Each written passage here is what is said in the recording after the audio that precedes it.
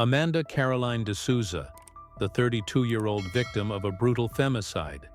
Her ex-husband, Carlos Eduardo Ribeiro, has already confessed to the crime and revealed that he threw her body into the Tietê River near the Pirapora Bridge between Carapicuíba and Barueri. Hello everyone, welcome to the channel. Today we are going to delve deep into a case that is revolutionizing the internet and leaving everyone heartbroken. You will not believe the level of coldness and cruelty that we are about to reveal. This will leave you speechless. Amanda Caroline de Souza, 32, mother of 3 children and event producer, lived an apparently ordinary life until her world fell apart in a brutal way. Her ex-husband, Carlos Eduardo Ribeiro, with whom she shared 16 years of life, became her tormentor in a crime that exposes the depths of domestic violence in Brazil. The signs were there, but no one saw them in time, or chose to ignore them. Co-workers noticed bruises that Amanda explained with flimsy stories.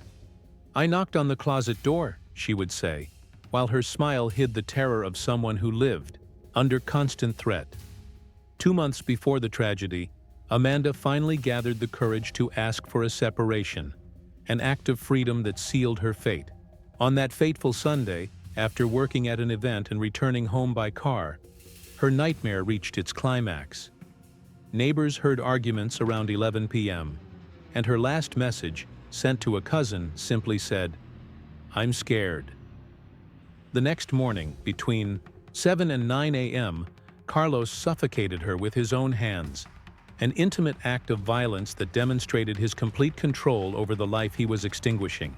Amanda's body remained in the apartment for 15 hours, while Carlos acted with disturbing coldness, sending normal messages to family members and even serving clients at his work as if nothing had happened. The scene captured by the security cameras looks like something out of a horror movie. At 9:32 p.m., Carlos arrives accompanied by his brother, Enrique, dressed all in black like a professional killer. They act with surgical precision.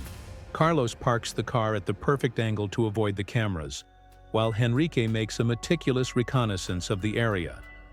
At 9:45 p.m., they come down carrying Amanda's body wrapped in sheets that she herself had bought, a macabre detail that shows the premeditation of the crime. Carlos even returns to the apartment to lock the door, adjust the thermostat, and turn off the lights, as if he were just leaving for a normal trip. The Tietê River, known for its polluted waters and treacherous currents, became Amanda's liquid grave. The Pirapora Bridge, hand-picked for its lack of cameras and history as a spawning ground, was the stage for the final act. The brothers tied weights to the body, wrapped it in industrial plastic bags, and threw it into the river's 8-meter depths. The search for her remains turned into a war operation. Firefighters used infrared helicopters, underwater drones, and state-of-the-art sonar to search a 15-kilometer area that includes the Pirapora Dam, Tamboré Island, and Corrego dos Macacos. The task is Herculean. In addition to the dense underwater vegetation and biological risk, the volume of trash in the river makes the search an almost impossible challenge. The investigation reveals increasingly dark details. Sources from DEIC indicate that the crime was planned for 3 months, with carefully deleted messages and a modus operandi that demonstrates criminal knowledge. Enrique, the accomplice brother, already had a history of violence, raising the question, why did the system fail to protect Amanda? The Maria da Penha patrol was never called, despite numerous signs. In an exclusive interview, Amanda's sister reveals distressing audios. "If I disappear, it's Carlos," said the victim, in messages that now sound like an ignored cry for warning. The case exposes glaring systemic flaws.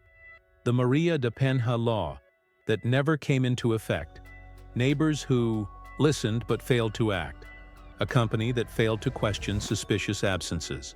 Meanwhile, Amanda's family tries to explain to the 3 orphaned children why their mother will not return from heaven. The trial, which could take years, promises to be a test for the Brazilian justice system. Without the body, The sentence could range from 12 to 30 years, but the risk of progression is high given the profile of the accused. This is not just Amanda's case. It is a portrait of a country that normalizes violence against women. Every 7 hours, a Brazilian woman dies as a victim of femicide. Share this story, discuss, demand change. Your voice could be the difference between life and death for the next Amanda. Subscribe, like, and share. Together we can change this reality. Comment. Justice for Amanda. Don't keep silent. The next victim could be someone you love.